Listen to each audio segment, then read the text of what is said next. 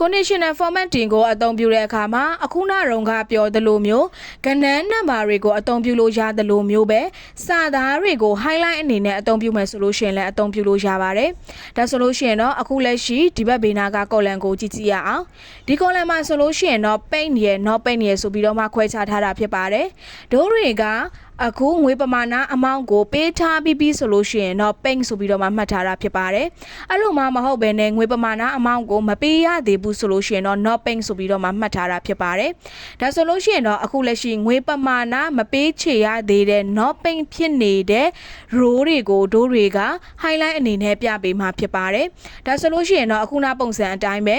highlight လုပ်မဲ့ column ကိုအရင်ဆုံး selection မှတ်ပေးရမှာဖြစ်ပါတယ်အဲ့ဒါပြီးသွားပြီဆိုလို့ရှိရင်တော့ home tab ကိုနှိပ်ပေးရမှာဖြစ်ပါတယ် home tab ကနေမှတဆင့် conditional formatting ကိုနှိပ်ပေးရမှာဖြစ်ပါတယ်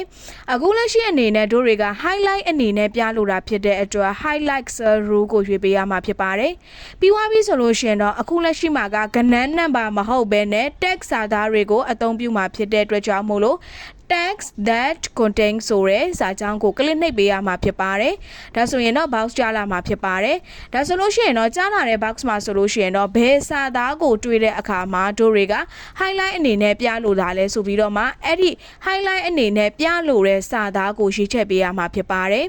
ရေးပြီးသွားပြီဆိုလို့ရှိရင်တော့အနောက်ဘက်မှာဆိုလို့ရှိရင်တော့တို့တွေကအယောင်တွေကိုရွေးချယ်ပေးနိုင်ပါတယ်ဒါဆိုလို့ရှိရင်တော့အခုလက်ရှိအယောင်တစ်ခုကိုရွေးလိုက်ပါမယ်